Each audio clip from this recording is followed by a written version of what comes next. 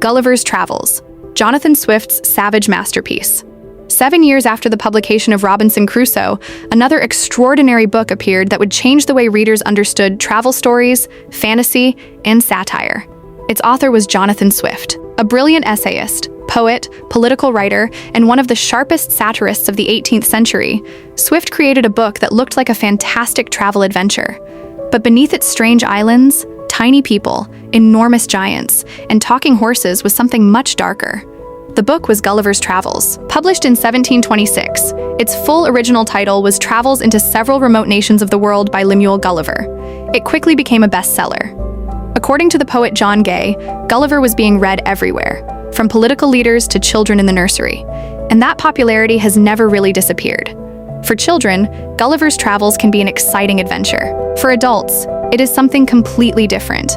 It is a fierce attack on politics, society, science, human pride, and the behavior of mankind itself. Jonathan Swift was not simply trying to entertain his readers.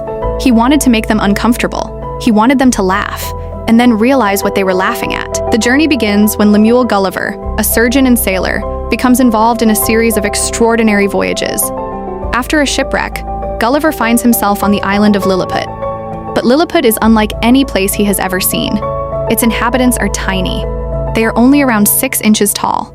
Gulliver, enormous by comparison, becomes a giant in their world. At first, the situation seems wonderfully comic. Thousands of tiny people surround the enormous stranger. They build structures around him. They try to control him. They even tie him down while he sleeps. But Swift soon turns the comedy into satire. The tiny people of Lilliput are obsessed with politics, power, titles, and meaningless arguments. Their political divisions resemble the conflicts of Swift's own England. One of the most famous examples is the argument over which end of a boiled egg should be opened. It sounds ridiculous, and that is exactly the point. Swift uses an absurd argument to mock the bitter political and religious divisions of his own society. The word Lilliputian eventually entered the English language to describe something extremely small. But the real target of Swift's satire was not simply the size of the people. It was the smallness of their thinking. Gulliver eventually leaves Lilliput and begins another voyage. His ship is blown off course, and he reaches the land of Brobdingnag. This time, everything is reversed. The people are giants. Gulliver becomes the tiny creature. The man who once appeared enormous is now displayed as a curiosity. He experiences the world from the opposite perspective. And suddenly, the human body itself becomes strange. The giants are not presented as perfect beings. Instead, Swift uses their enormous scale to make ordinary human weaknesses appear grotesque.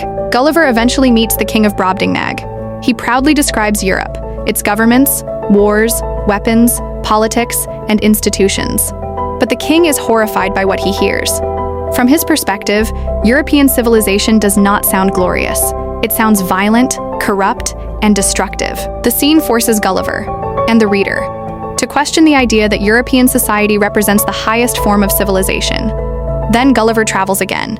His third major destination is Laputa, a bizarre flying island inhabited by intellectuals and scientists.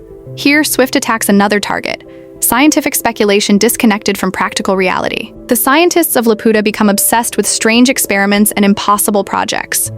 Their ideas may sound brilliant, but many are completely useless. Swift's humor is especially sharp here.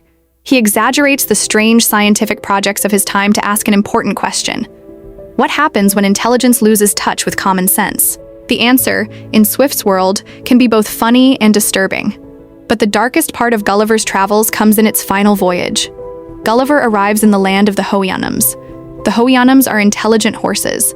They possess reason, discipline, and self-control. There is very little greed, dishonesty, or violence in their society. But alongside them live creatures called yahoos. The yahoos look like human beings, yet Swift presents them as dirty, violent, selfish, greedy, and irrational. Gulliver gradually begins to see a disturbing reflection of humanity in the yahoos, and this changes him. The man who began his travels curious about the world becomes increasingly disgusted by his own species. When Gulliver eventually returns to England, he is no longer the same person. His travels have changed him. He has seen humanity from different perspectives. He has been a giant. He has been a miniature curiosity. He has observed strange scientists. And he has lived among beings who appear more rational than humans. Instead of returning home with simple wisdom, Gulliver returns deeply alienated. He struggles to reconnect with ordinary human society. His journey has taught him something that he cannot easily forget. The greatest target of Swift's satire is humanity itself. And that is what makes Gulliver's Travels so unusual. It works on several levels at once.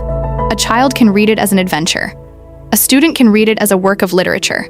A historian can read it as a portrait of 18th-century politics. And a philosopher can read it as a disturbing examination of human nature. The influence of the book became enormous. Swift's imagination inspired writers and artists for generations. His work influenced thinkers such as Voltaire and later became an important influence on George Orwell. Orwell admired Gulliver's Travels and recognized its extraordinary ability to place inside the reader.